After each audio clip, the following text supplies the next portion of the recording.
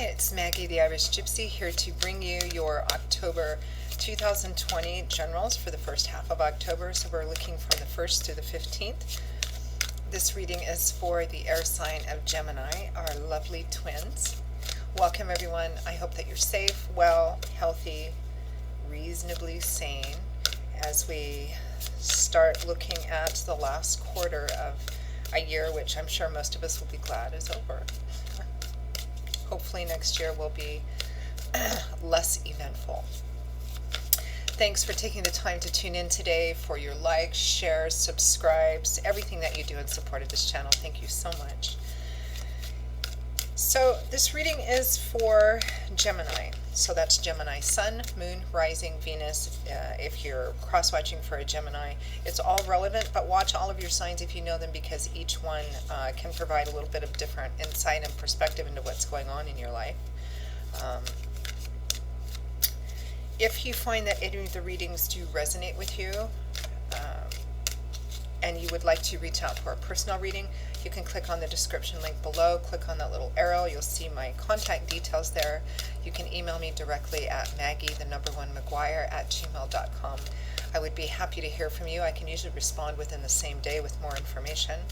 And scheduling a personal reading is done in as timely a fashion as possible. I do readings full time, it's all that I do. So I'm pretty diligent at working with everyone's schedule and my own to get those readings set up as quickly as possible. So email me if you're interested.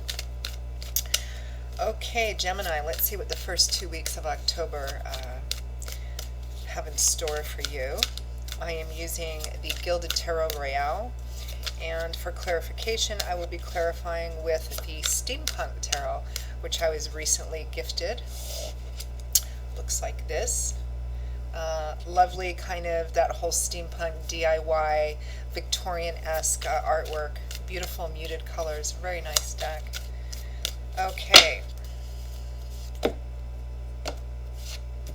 Gemini, first half of October. We begin with the King of Wands, the Four of Wands, the Lovers. From the bottom of the deck, the overall focus and general energy is the Three of Wands. Looking forward to your future, looking forward at your future, trying to discern where to go. Are you, it kind of looks like some of you, Gemini, are trying to make a choice between two people in regards to your future. Marriage, perhaps, engagement, who you might have. Because it feels like, to me, there's a choice here, and it is likely within the realm of relationships, like choosing between two people, two women or two men. Who will be the best for my future looking down the road? Who would I have the best chance of future success with and future happiness down the road? That's what it feels like to me for the Geminis I'm reading for. It might be a decision in another area of life that affects, you know, your future home and family life or mate. I mean, the Three of Wands represents looking forward to the future, being still pretty early on in the path. We're at a 3 here. So we've made the decision about what we want with the Ace of Wands. And the Two of Wands, we look at which path we need to start on in order to get there. In the Three of Wands, we've done some of the work. We've gone a little ways down the path. We're feeling pretty positive about the future. We're still looking forward quite a ways, though. We have the King of Wands here, Leo, Aries, Sagittarius, Sun, Moon, or Rising. It's showing up as a king, but in a general reading could also be a female. Very charismatic, dynamic individual. This is not you, and I don't believe this is energetic energy for you either. It's an actual external person in your environment or significant somehow during this time period. Charismatic, a good leader, a good delegator, a good problem solver, not one to kind of rest on his laurels very long. In fact, he's sitting in this his throne a bit on the restless side, like he's ready to get up and go do something. Probably pretty easy on the eyes. And then we have the Four of Wands. Happy homes, it speaks of celebrations that can include friends and family, like family reunions, weddings, anniversaries, you know, unexpected blessings and happy surprises. But it is one of the home, family, marriage, weddings, family stability cards.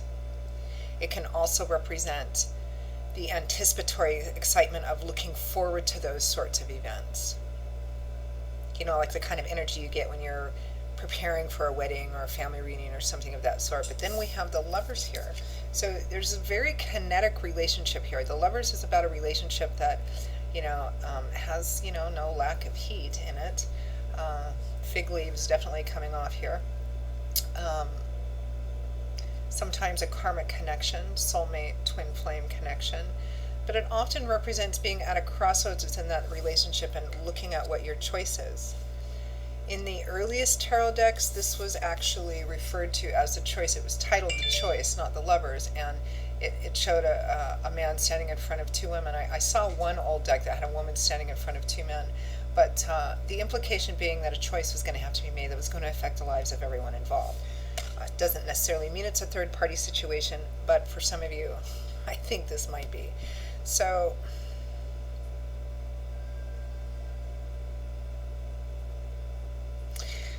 on the surface with just these four cards, it's pretty positive. I mean, I don't mean to say that there's negative undertones to it, but it feels like, I don't know, let's clarify. Feels like there's a lot more, there's some kind of complication here. That's what I'm feeling.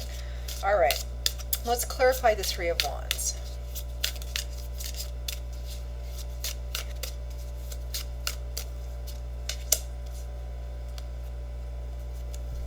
Here's another king showing up here.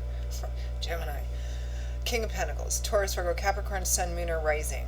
He's a king just like the King of Wands is. He's a different type of king though. This is a king who's kind of on top of his, particularly financial and material world. He's worked hard to get to that place. Solid, steady, reliable, generous. He likes, a good life. He likes good things, and he's, he thinks everybody should have the opportunity to work for those things as well.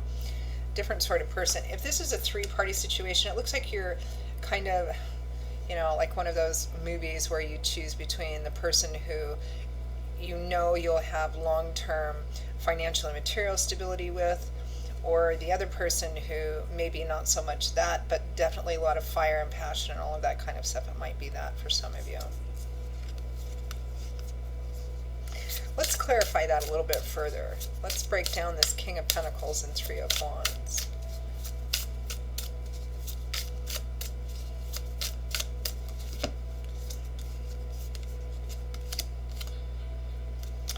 The Lovers again. So we have two Lovers because I'm using two different decks.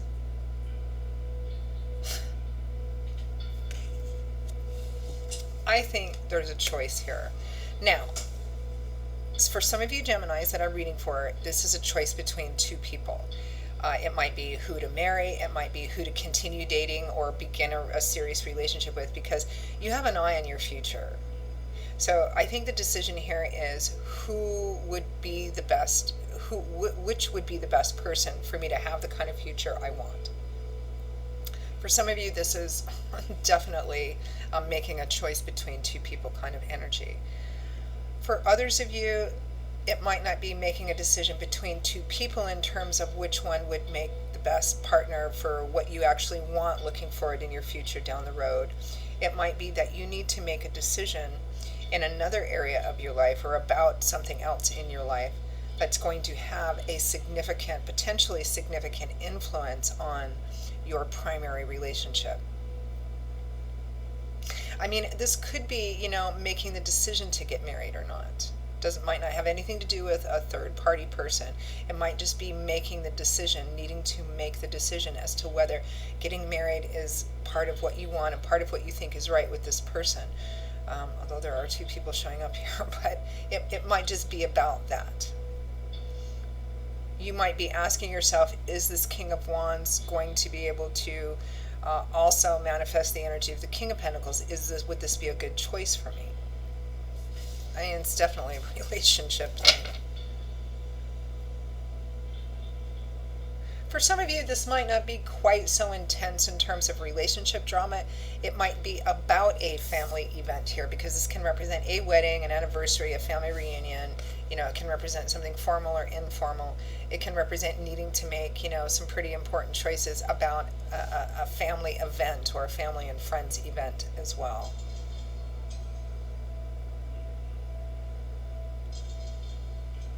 Yeah, there's a relationship centered here. Okay, cards just went all over. Okay, let's clarify the King of Wands.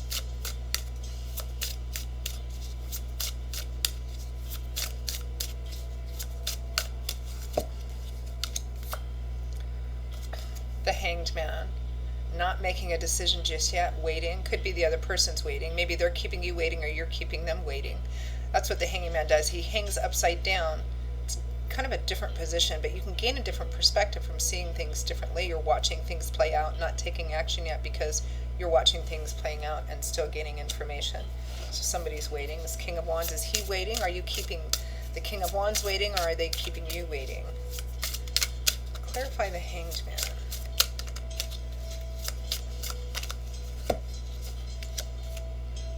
The Eight of Wands, the opposite of the Hangman. This is fast movement forward, communication, travel, movement. Yeah, it feels like indecision. I don't know. Do I say yes to this, or do I say yes to this? Do I say yes to this person, or this situation and this situation? Not sure yet. That's kind of what I'm getting. All right. Clarify the Four of Wands. So we're clarifying our little happy home celebratory card here.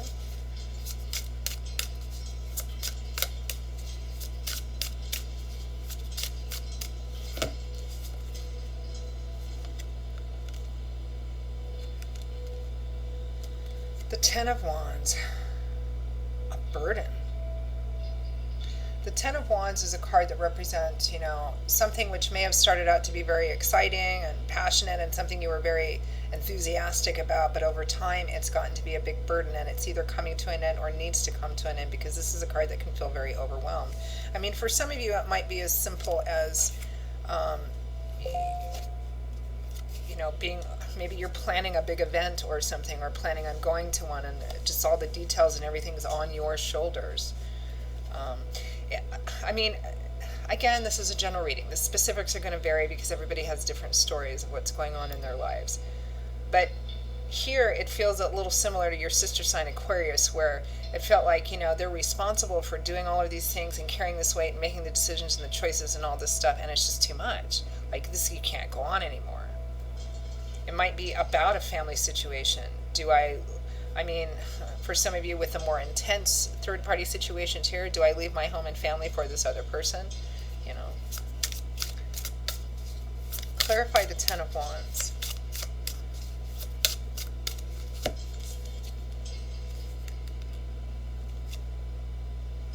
The Seven of Swords. My lovely little sneaky thief card, which can be positive or negative. I mean, it can represent, sneakiness, deception, lies, theft, exploitation, but it can also represent just operating off the grid to accomplish a goal. Fundamentally, the Seven of Swords represents somebody who has something they want to acquire, to achieve, a goal of some kind.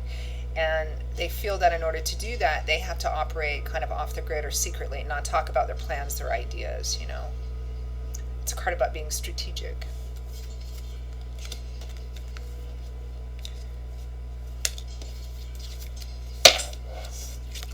Interesting, the card behind it was the Knight of Cups, which would represent an emotional or romantic offer.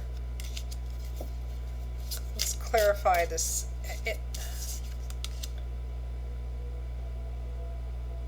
Are you so overwhelmed that you're thinking of just leaving in the night, leaving in the fog and the mist? Are you thinking of just running away from the responsibility of planning something? Or are you thinking of running away from the burden and responsibility that home and family has become? Maybe you've gotten another offer. Let's clarify the Seven of Swords. Interesting reading. It's like I could just keep pulling cards and have it play out in this interesting kind of story. Four of Swords clarifies the Seven of Swords, which is a card of temporary retreat or temporary withdrawal because you're overwhelmed, you're tired, you need to get some rest, recuperate, get a different perspective. Yeah. It's interesting because with Aquarius, the advice from Spirit was to leave for a time to kind of get themselves together and figure it out without the pressure that they were, of things and people and situations. So maybe that's what you're going to be doing or contemplating doing as well. All right, let's clarify the Lovers.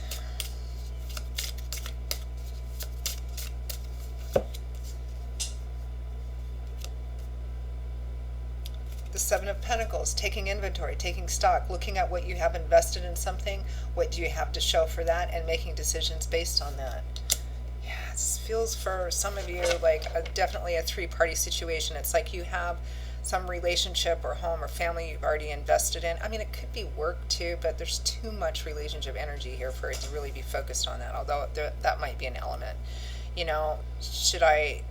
Should I keep going? Should I leave for something new? Maybe you've had a new offer or there's another option, another person, another situation.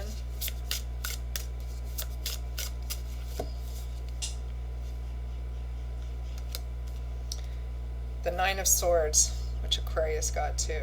Stress, anxiety, worrying about this. Too much, obsessive negative thinking. One more.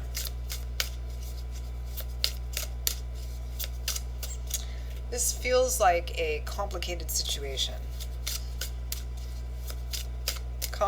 Quite complicated for a general reading.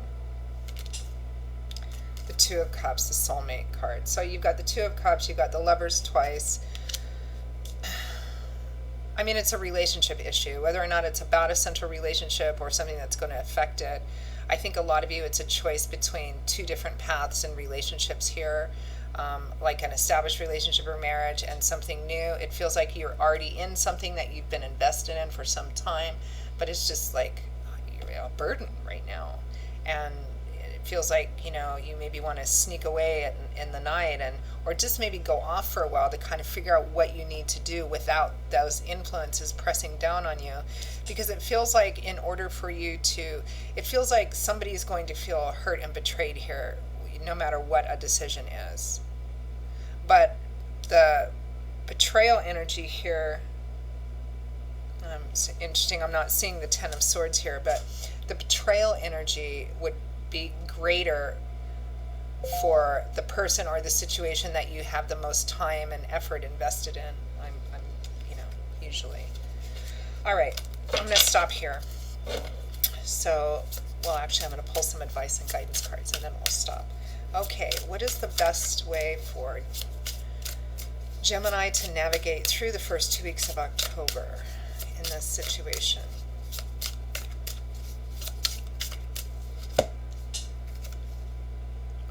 The High Priestess, which is Spirit's way of saying, your intuition is telling you what is the best choice to make. Not necessarily just the thoughts in your head and not just the emotions in your heart, because those are very mercurial. They can be wonderful and terrible, but they're not stable and reliable emotions. But deeper than that, our intuition, our gut instinct, higher self, whatever you want to call it. This speaks of you know which cards you need to play. You know which decision to make. Whether or not you choose to do it or not is another issue. Free will, free agency, of course. All right, one more advice card.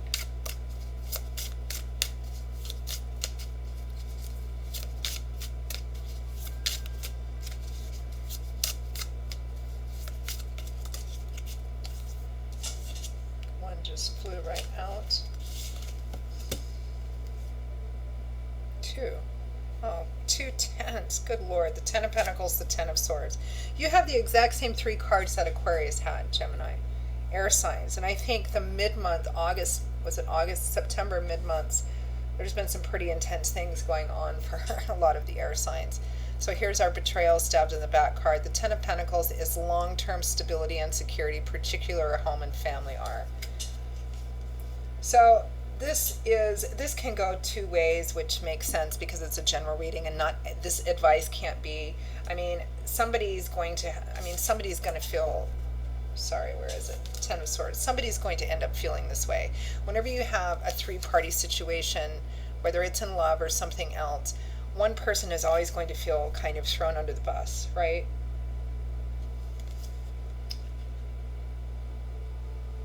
I think it's inevitable here. The Ten of Pentacles as advice would be, for many of you, focusing on your long-term stability and structure for the home and family. Whether this is a love romance thing, whether it's a finance thing, a work thing, this is about the long-term stability and structure of home and family and needing to focus on that and have that be the yardstick by which you make this decision. What is best for the long-term security and stability of your family as it is, whatever that is for you. For a few of you, this might mean that you need to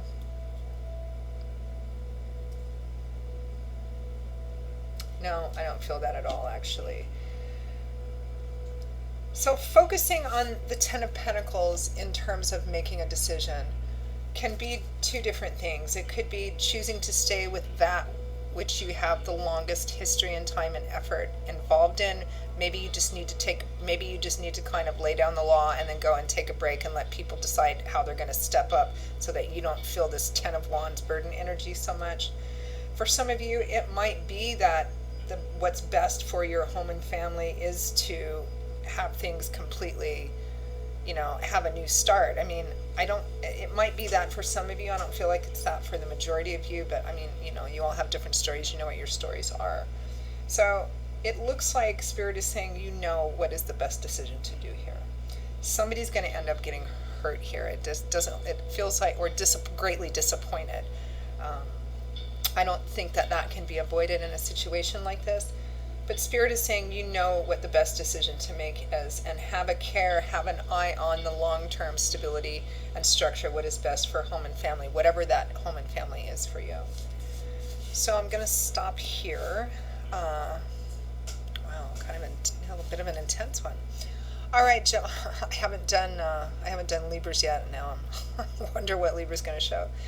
All right, so Gemini, that is your reading. I hope that it was kind of an intense one. I hope that you at least got some food for thought from it, that it was helpful in some way.